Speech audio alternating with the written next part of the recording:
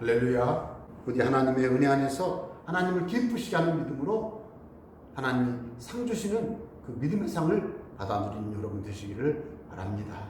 저는 오늘 말씀을 통해서 여호와 편에 서 있는 자라는 제목으로 은혜를 나누겠습니다. 우리가 읽은 말씀에서 저는 슬픈 마음이 앞섭니다. 왜냐하면 모세는 시내산에서 하나님의 말씀을 다 듣고 하나님이 친히 증거판 도를 작성해서 모세에게 건네줬습니다. 출애굽기 31장 18절에 보면 여호와께서 시내산 위에서 모세에게 이르시기를 마치신 때에 증거판 둘을 모세에게 주시니 이는 돌판이요 하나님이 친히 쓰신 것이더라 라고 말씀하고 있습니다.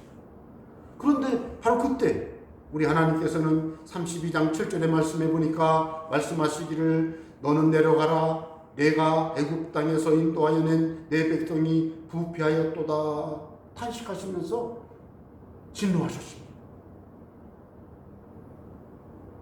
그래서 32장 10절에 보면 하나님은 그들을 모두 진멸하기로 마음에 작정하셨습니다. 32장 10절 말씀을 보면 그런즉 내가 하는 대로 돌아 내가 그들에게 진노하여 그들을 진멸하고 너를 큰 나라가 되게 하리라 이 말씀을 하셨어요. 우리 하나님께서는 우상 숭배하여 범죄한 자들을 다 멸망시키겠다는 것입니다. 진멸이란 말은 전부 다 멸망시킨다는 뜻이지 않습니까? 그럴 때 모세는 중보기도 합니다. 하나님께서 그 모세의 중보기도를 들으시고 32장 14절에 보면 여호와께서 뜻을 돌이키사 말씀하신 화를 그 백성에게 내리지 아니하시니라 라고 기록되어 있습니다. 모세는 하산하는 중 아론과 그 백성들이 금송아지 우상을 만들어 놓고 우상 숭배하는 모습을 보고 크게 노하였습니다. 그래서 32장 19절에 보니까 손에 들고 있던 두 돌판을 증거판을 그냥 산 아래로 확 던져가지고 깨트려 버렸습니다. 진에 가까이 이르러 그 송아지와 그 춤추는 것들을 보고 크게 노하여 손에서 그 판들을 돌판을 말합니다. 산 아래로 던져 깨뜨리니라 그랬습니다. 그리고 돌아 그 백성들에게 와서 금송아지를 부수었습니다. 불살랐습니다. 가루를 만들어 버렸죠. 그것을 그들에게 마시게 하였습니다. 여러분 우상 숭배의 범죄로 이스라엘 백성들이 전부 다 멸망할 위기에 처해 있는 이 상황에서 모세의 이 태도는 하나님의 마음에 아주 하나님의 마음을 누그러뜨리고 하나님의 진멸하고자 하는 그 마음을 돌이키게 만들었지 않습니까? 그렇지만 이 모세는 하나님의 말씀을 듣고 그들에게 말합니다. 여러분 우리가 읽은 말씀을 보면 모세는 그렇게 말합니다. 누구든지 여호와 편에 있는 자는 내게로 나오라. 누구든지 여호와 편에 있는 자는 내게로 나오라. 누구든지 이 우상 숭배의 범죄를 하여 하나님의 진멸을 받아 멸망당할 이 순간에 여러분 중에 정말로 한 사람이라도 여호와 편에 있는 자는 내게로 나오라. 누구든지 내게로 나오라. 이 모세의 마음은 하나님의 진노하심을 담고 하나님의 말씀을 듣고 그렇게 말씀하고 있는 것입니다. 그때 모세에게 레위 자손이 나왔습니다. 그런데 이때 충격적인 사건이 바로 벌어졌습니다. 모세는 이렇게 말합니다. 27절에 이스라엘의 하나님 여호와께서 이렇게 말씀하시기를 뭐라고요? 이스라엘의 하나님 여호와께서 이렇게 말씀하시기를 하나님이 하신 말씀을 전하는 거예요. 너희 중에 누구든지 여호와 편에 있는 자는 다 내게로 오라. 레위 자손들이 오니까 여호와 하나님이 말씀하시기를 하나님의 말씀을 그들에게 전달하는데 뭐라고 했는지 아세요? 너희는 각각 허리에 칼을 차고 진 이 문에서 저 문까지 왕래하며 각 사람이 그 형제를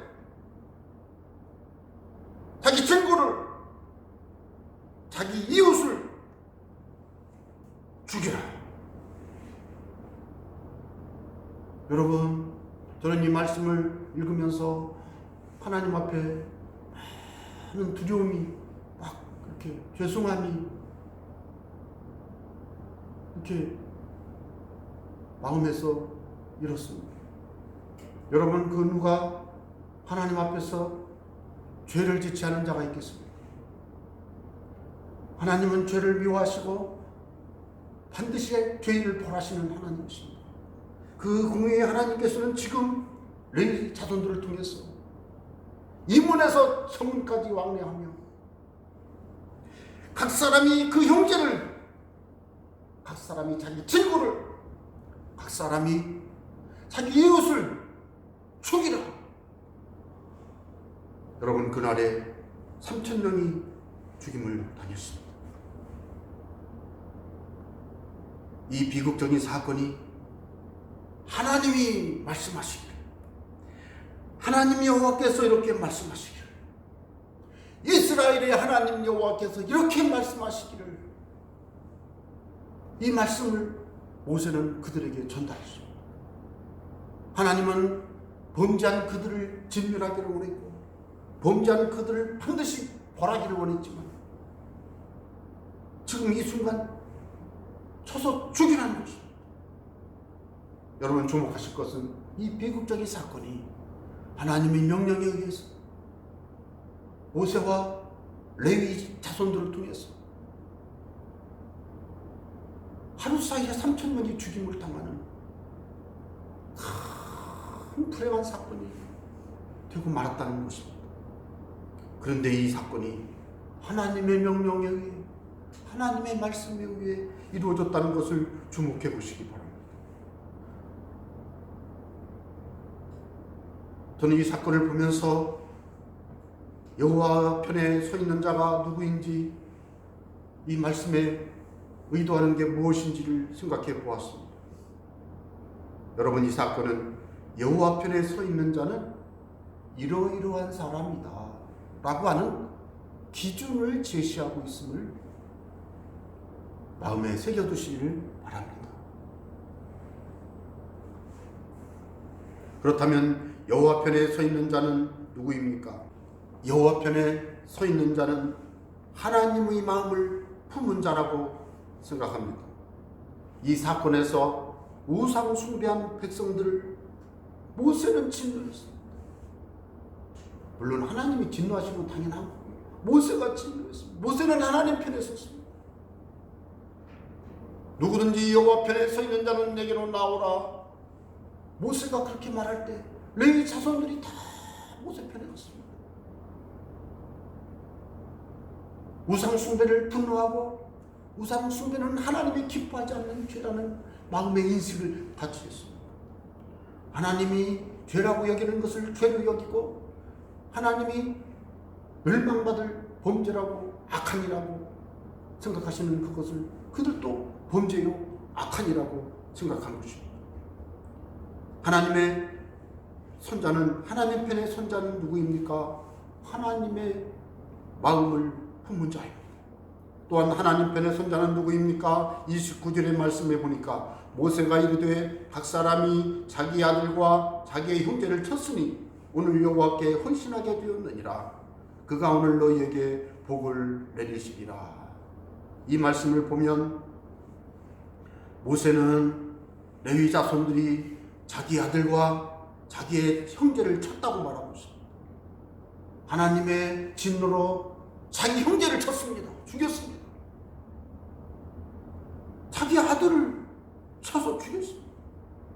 이게 과연 무슨 일이 일어났는지 확인할 수가 없지만 이 사건을 놓고 보면 우상 숭배하는 그 현장에 있었던 사람들, 이 레위 자손들은 오고 가며 형제를 죽이고 친구를 죽이고 이웃을 죽였는데 범죄한 자들을 3,000명이나 죽였다는 것입니다. 그런데 모세는 오늘 여호와께 헌신하게 되었느니라 라고 말하고 있습니다. 여러분, 사람을 죽였습니다. 그런데 그게 여호와께 헌신한 것입니까? 이 사건을 놓고 볼 때 하나님은 모세를 그렇게 해석을 했습니다. 여호와께 헌신하였느니라. 왜요?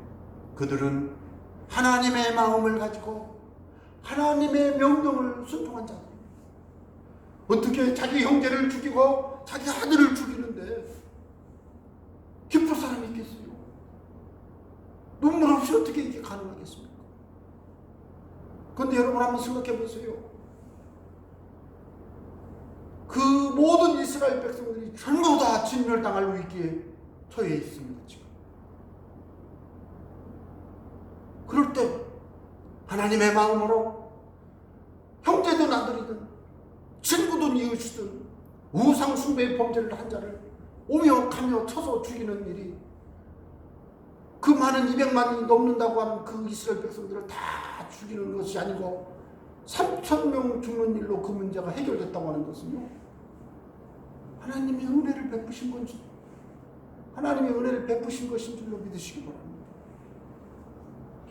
오늘날 2020년을 살고 있는 이 시대에 이런 이야기를 강단에서 하면 기독교는 비인권적이다, 반인권적이다 생각할 수도 있습니다만은, 그러나 여러분, 하나님의 공의로움 앞에, 하나님의 거룩하심 앞에 범죄한 자들은 모두 죽임을 당해야 되는 이 엄연한 하나님의 심판 앞에서 레위인들의 헌신을 통해서 이 3,000명이 심판을 받아서 안타깝지만, 중요한 것은 레위인들의 헌신을 통해서 이스라엘 백성들이 죽임을 면하게 되었다는 것입니다.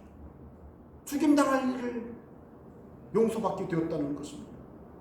오늘날 우리의 삶에서 잊지 말아야 될 것은 예수님의 십자가의 보혈로 우리의 모든 죄가 용서된 줄로 믿습니다. 여러분, 피 없이는 죄 용서함을 받을 수가 없습니다. 오늘날 피라는 말은 생명을 내주는 죽음의 피입니다. 죽는 것을 말합니다. 죽지 않고는 죄의 문제를 해결할 수가 없습니다. 죄삭스 사망이죠. 그런데 이 사건을 통해서 볼 때 3,000명의 이 죽임당함을 통해서 하나님은 그들을 일단은 생명을 연장해주고 있다는 데 주목해 보시기를 바랍니다. 이때 이 레위 자손들이 하나님 앞에요, 가서 사랑하는 형제를, 사랑하는 아들을, 친구를, 이웃을 죽였다고 하는 것입니다. 여러분, 오늘날 하나님 편에 서는 자는 어떤 마음입니까? 때로는 내 삶의 희생이 다가옵니다. 내 삶의 고난이 다가옵니다. 내가 감당하기 어려운 인생의 큰 아픔을 가슴에 품고 주님의 뜻을 이루게 애써야 되는 것입니다. 여러분, 그래서 오늘날 우리의 삶에서 여호와 편에 선다고 하는 자는 때로는 이 헌신을 통해 주님을 섬기지만, 그것이 하나님 앞에서 내가 마음이 많이 힘들 수도 있다는 것을 생각해 보게 되었습니다. 저는 여러분에게 질문 드리고 싶습니다. 여호와 편에 선 자는 여호와의 마음을 품고 여호와께 헌신한다고 했습니다. 저는 기독교 역사상 과연 누가 여호와 편에 서 있었는가 살펴보니까 너무 많아요. 그렇지만 오늘날 우리 사회가 아주 경랑을 통과하고 있습니다. 큰 어려움에 직면해 있습니다. 이때 과연 시대적인 아픔을 감당하고 하나님의 마음으로 헌신하며 여호와 편에 섰던 사람들을 찾아볼 때 역사적으로 저는 두 사람을 생각해 봤습니다. 한 사람은 1833년 영국의 노예 무역법 폐지를 이끌어낸 윌리엄 윌버포스라는 평신도 그리스도인입니다. 이 사람은 한평생을 노력한 그리스도인 정치가입니다. 클레팜 공동체를 결성하여 평생 하나님 편에서 11번이나 노예 무역 폐지법이 의회에 상정되면 부결되면 매국론이 영국의 경제의 3분의 1이 노예무역법으로 지탱되고 있는데, 이 노예무역법을 폐지하면 이 영국이 어떻게 되냐고, 당신이 과연 이 나라의 의회 의원이냐고 비난하고 위협하고 견디기 어려운 고통을 당하면서도 윌리엄 윌버포스는 동역자들을 불러 모아 클레팜 공동체를 만들고 평신도로서 정치가로서 영국 사회의